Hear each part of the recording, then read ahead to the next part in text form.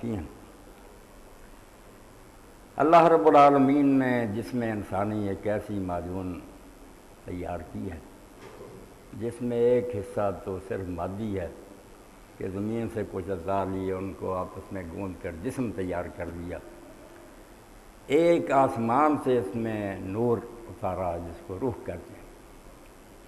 انسان جو کچھ کرتا ہے نا، ہاتھ سے، پاؤں سے، زبان سے، جو کچھ بھی اعمال انسان سے سرزد ہوتے ہیں ان کا سرچشمہ قلب اور روح، پہلے دماغ کہہ لیں، دل کہہ لیں، خیال وہاں آتا، وہاں فیصلے ہوتے ہیں کہ یہ کام کرنا ہی نہیں۔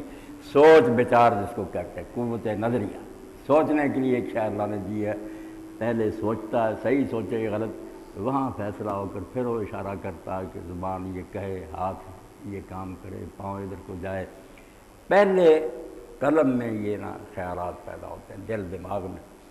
اسی لیے اللہ کے رسول علیہ السلام نے فرمایا کہ جو چاہتا ہے نا کہ صحیح کام کرے وہ پہلے چشمے کو صاف کرے، جہاں سے یہ خیالات جنم لیتے ہیں، آزاد اس کے تابع، ہاتھ پاؤں وہی کام کریں گے جو دل دماغ کہے گا، اس کو صاف کرو۔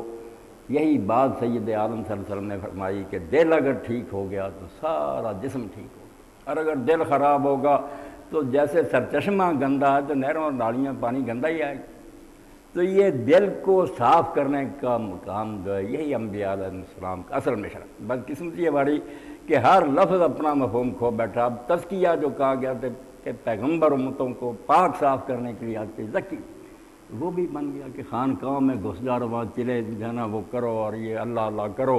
وہ بات جو تھی کہ زندگی میں پوری طرح منہمک ہو جاؤ، سارے کام کرو، کارخانوں میں دن رات کام کرو، کھیتوں میں کرو، عدالتوں میں کرو، کاروبار روکنے کے لیے دین نہیں آیا، شائستہ اور اچھے انداز سے کام کرنے کا طریقہ سکھانا ہے کہ کام سارے کرو، دوسری قوموں سے بڑھ کر کرو، مگر کرو ایک اچھے انسان کی طرح۔ صاف کرنے کے لیے آیا، میل دور کرنے کی۔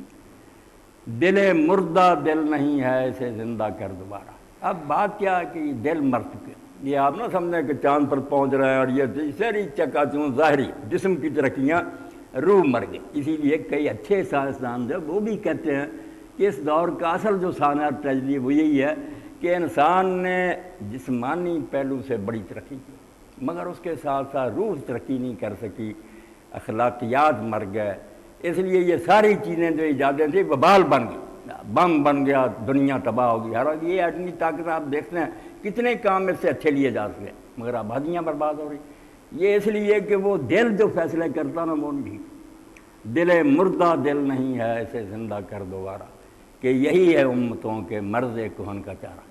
اللہ کے رسول اسی لیے آئے اور یہی کام کرنا پڑے گا ہر دینی گروہ کو، وہ اکیلا ہو یا جماعت۔ اگر آپ دل کی صفائی کی کوئی بات نہیں کرتے، اس کا اہتمام نہیں کرتے تو سارے واضح و نصیحت جو ہے نا ہوا میں اڑ جائیں گے۔ کیا کہ داڑھی بڑھا لو، ٹخنوں سے وہ اس کا تو دل ہی جو ہے وہاں کوئی وہ بنیادی چیزیں ہی نہیں جو ہے عمل کرائیں اسلام پر۔ آپ ڈیکوریشن کی باتیں کر رہے ہیں، بنیاد ہی نہیں، کوئی دیواریں نہیں، آپ اوپر کی باتیں کرتے ہیں، یہ رنگ روغن کر دو۔